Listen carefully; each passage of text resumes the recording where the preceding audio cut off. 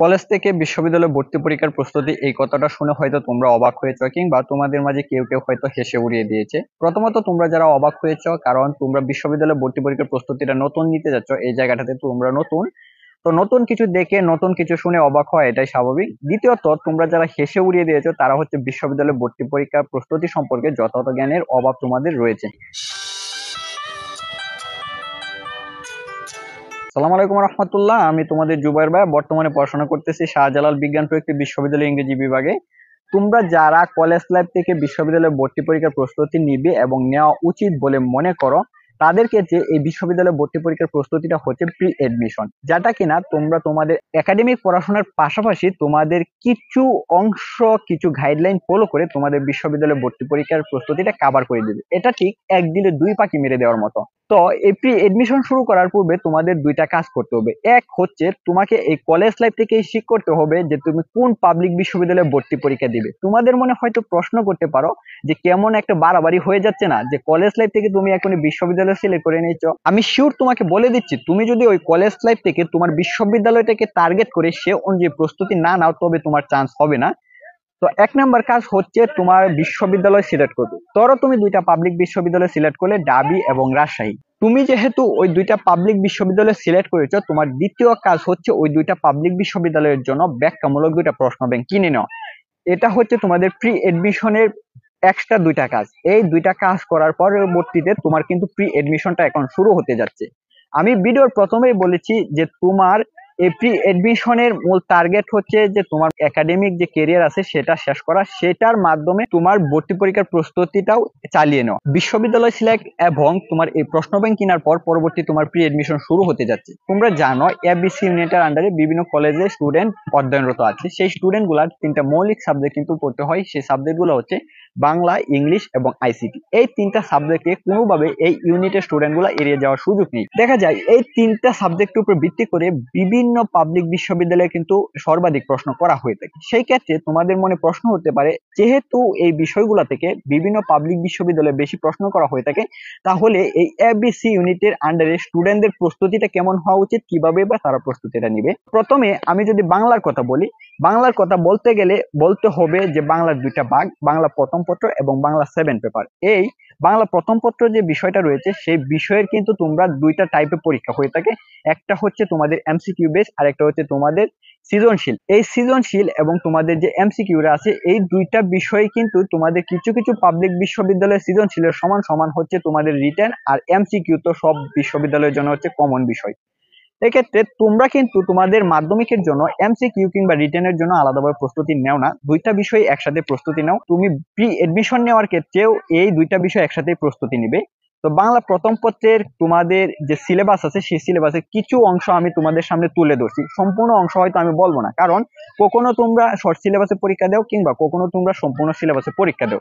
তো যে সিলেবাসে তুমি পরীক্ষা দাও না কেন, তোমার এই যে তোমাদের মেইন বইটা আছে, সেই মেইন বইয়ের গদ্য এবং পদ্য দুইটা ভাগ রয়েছে। আচ্ছা, সাহিত্যিক ভাষা আমি ছেড়ে দিলাম, তোমাদের গল্প এবং কবিতা, এই যে দুইটা বিষয়, সেই দুইটা বিষয় থেকে কিন্তু বিশ্ববিদ্যালয়ে ভর্তি পরীক্ষা প্রশ্ন এসে থাকে। সেটা বিশ্ববিদ্যালয় অনুযায়ী রিটার্ন থাকতে পারে কিংবা এমসিকিউ তো সকল বিশ্ববিদ্যালয়ের জন্য কমন। এখন তোমার মাধ্যমিকের এমসিকিউ পাশাপাশি তোমার বিশ্ববিদ্যালয়ের এমসিকিউ প্রস্তুতিটা কিভাবে নিবে।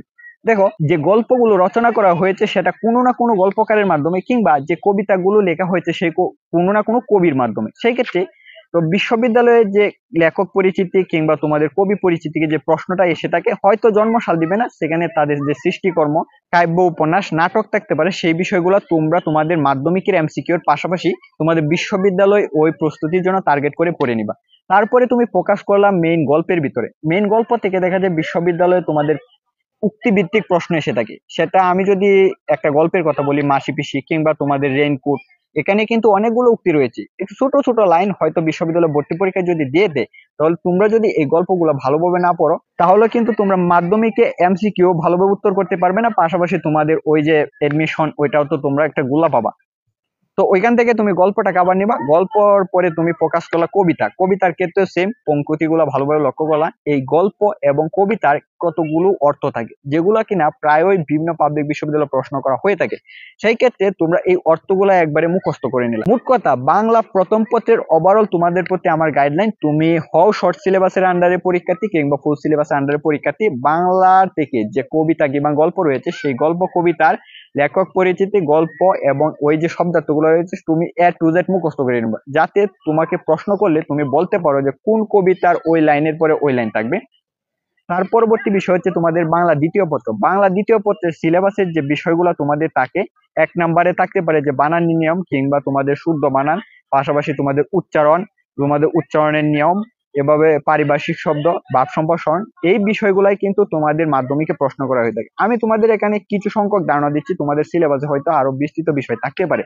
তো এই যে তোমাদের বানান, বাক্য সংশোধন কিংবা উচ্চারণ, পারিভাষিক শব্দ, এগুলা থেকে কিন্তু বিশ্ববিদ্যালয় ভর্তি পরীক্ষা প্রশ্ন করা হয়ে থাকে। যদি এই বিষয়গুলো থেকে বিশ্ববিদ্যালয় ভর্তি পরীক্ষা প্রশ্ন করা হয়ে থাকে, তাহলে তুমি যদি তোমার এই মাধ্যমিকে এই বিষয়গুলো ভালোভাবে প্রস্তুতি নিয়ে নাও, তবেই কিন্তু তুমি বিশ্ববিদ্যালয়ে চান্স পাওয়ার যোগ্য হবে।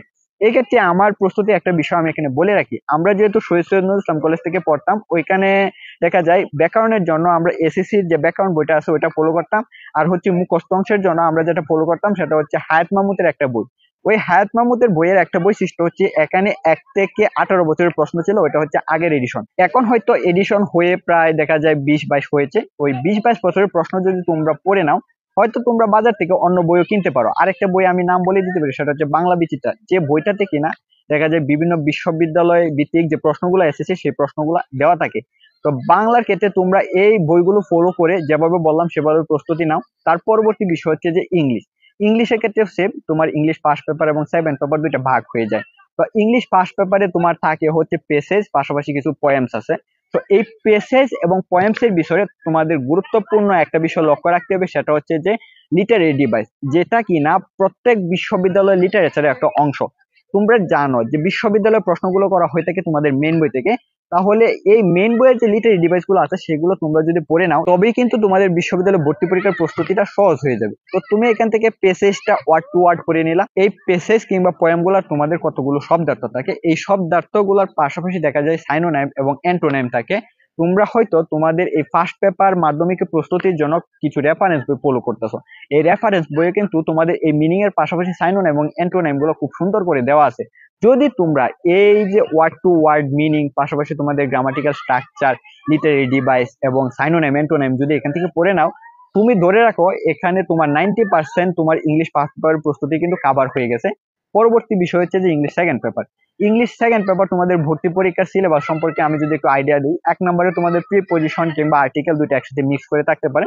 2 নম্বরের pressure, use of press, right form of verbs, narration, voice, এই যে বিষয়গুলা, এই বিষয়গুলা থেকেই কিন্তু তোমাদের বিশ্ববিদ্যালয় ভর্তি পরীক্ষার বেসিক ভিত্তিক প্রশ্ন করা হয়ে থাকে। তাহলে তুমি কেন তোমার মাধ্যমিক লাইফে এই বিষয়গুলো তোমাদের ভালো করে প্রস্তুতি নিবে না?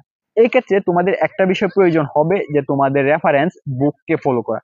তো ইংলিশ ফার্স্ট পেপারে বই কিংবা বাংলা প্রথম পত্র বই হয়তো দিয়ে থাকে, কিন্তু ব্যাকরণের ক্ষেত্রে তেমন বই হয়তো মাধ্যমিক লাইফে আমাদের চোখে পড়ে না, যেগুলো আছে সেগুলো কিন্তু স্বয়ংসম্পূর্ণ। সেই ক্ষেত্রে আমাদের প্রয়োজন পড়ে একটা রেফারেন্স বুক ফলো করা। আর তাহলে তোমরা কোন রেফারেন্স বুকটা বা ফলো করবা? এক্ষেত্রে একটা বইয়ের আমি নাম বলে রাখি, যে তোমরা ইংলিশ ফর কম্পিটিটিভ এক্সাম বইটা ফলো করতে পারো। আমি এখানে এই বিষয়টা বলে রাখতে চাই যে আমি কোনো বইয়ের মার্কেটিং করতে আসি নাই কিংবা কোনো বইকে হাইলাইট করতে আসি নাই। বাংলা গেল, ইংলিশ গেল, 3 নম্বর বিষয় হচ্ছে যে আইসিটি। আইসিটির প্রস্তুতিটা কেমন হবে? দেখো, আইসিটির ক্ষেত্রে তোমাদের বোর্ড ভিত্তিক একটা বই সরবরাহ করে, সেই বইটা পড়লেও তোমাদের যে কোনো পাবলিক বিশ্ববিদ্যালয়ের জন্য এনাফ। কিংবা আমরা শহীদ সৈয়দ নজরুল ইসলাম কলেজ একটা বই সাজেস্ট করছিল, সেটা হচ্ছে মাহবুবুর রহমানের একটা বই। আমরা ওই বইটাই কিন্তু পড়েছি, ওই বইটা দিয়ে যে কয়টা পাবলিক বিশ্ববিদ্যালয়ে ভর্তি পরীক্ষা দিয়েছি সেগুলা কিন্তু আমরা চালিয়ে দিতে পারছি। তো আইসিটির ক্ষেত্রে সাজেশন হচ্ছে তোমরা বোর্ড বইটাই ফলো করো, কিংবা যে বইটার নাম বললাম ওইটাও ফলো করতে পারো। তো আরেকটা বিষয় হচ্ছে যে তোমাদের জিকে। এই জিকে হচ্ছে বি ইউনিটের জন্য কম্পালসারি, যে বাংলা, ইংলিশ এবং জিকে ভিত্তিক হয়তো বিশ্ববিদ্যালয় ভর্তি পরীক্ষা হয়ে থাকে। তো জিকে বিষয়টা এ এবং সি ইউনিটের জন্য দেখা যায় বিভাগ পরিবর্তন কিংবা বিশ্ববিদ্যালয় টু বিশ্ববিদ্যালয় এটা বেরি করতে পারে, সেটা 10 নাম্বার কিংবা 15 নাম্বার ভিত্তিক থাকে। এবং সি ইউনিটের ক্ষেত্রে জিকে এর জন্য গাইডলাইন হচ্ছে যে তোমরা যে বিশ্ববিদ্যালয়কে কেন্দ্র করে তোমরা প্রস্তুতি নিতেছো, সেই বিশ্ববিদ্যালয়ের যদি জিকে এর জন্য কেউ গাইডলাইন ফলো করে, কিংবা তোমরা কোচিং এ যে ভর্তি হবো সেই কোচিং থেকে যে বইটা সাজেস্ট করবে সেই বইটা তোমরা জিকে এর জন্য ফলো করবো। তো বি ইউনিটে তোমরা কলেজে থাকা অবস্থায় জিকের প্রস্তুতিটা কিভাবে নিবা সেই বিষয়গুলো হচ্ছে, তোমরা হয়তো এই মাধ্যমিক লাইফে কতগুলো কম্পালসারি কিংবা অপশনাল বই ফলো করতেছো, যে বইগুলো থেকে খুব বিশ্ববিদ্যালয় ভর্তি পরীক্ষা প্রশ্ন করা হয়ে থাকে। আমি যদি আমার কম্পালসারি এবং অপশনাল সাবজেক্ট গুলোর কথা বলি, তোমাদের ক্ষেত্রে হয়তো সেটা ভিন্ন হইতে পারে, যে আমার ইকোনমিক্স, সিভিক্স এবং হিস্ট্রি ছিল কম্পালসারি, জিওগ্রাফি ছিল অপশনাল। তোমাদের ক্ষেত্রে হয়তো সেটা হইতে পারে সোশিওলজি কিংবা সোশ্যাল ওয়ার্ক কিংবা লজিক। এখন ওই যে তোমরা প্রশ্ন ব্যাংকটা কিনেছিলে বিশ্ববিদ্যালয়কে কেন্দ্র করে, টার্গেট করে, ওই প্রশ্ন ব্যাংকটা এখন খুলবে।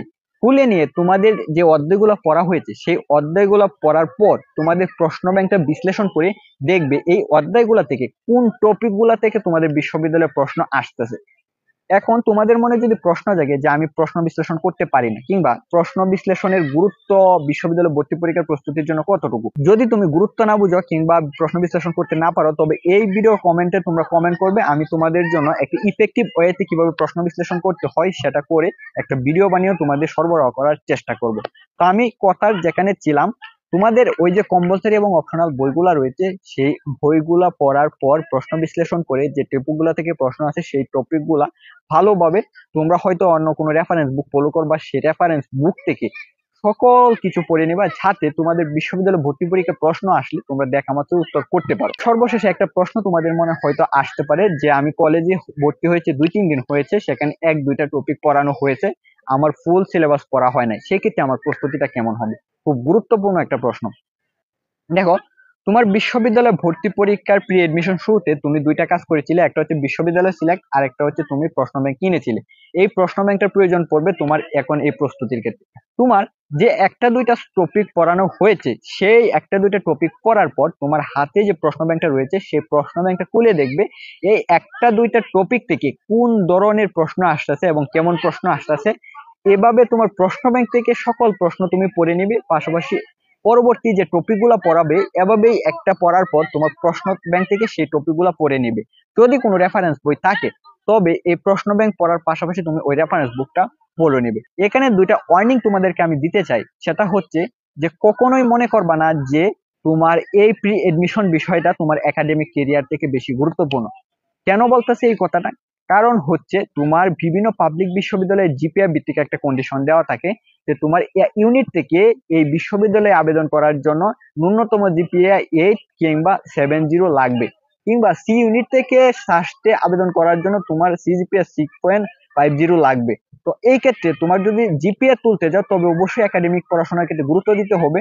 এই ক্ষেত্রে তোমার প্রি এডমিশনকে কম্পালসারি করে নেওয়ার কোনো কারণ নাই। সর্বাবস্থায় মাথায় রাখবা, তুমি প্রস্তুতি নিচ্ছ কিন্তু তোমার মাধ্যমিকের জন্য, তোমার কিছু অবস্থাতেই যেন মাধ্যমিকের কেরিয়ার কোনোভাবে হ্যাম্পার না হয়, তাহলে কিন্তু পরবর্তীতে তোমার পস্তাইতে হবে।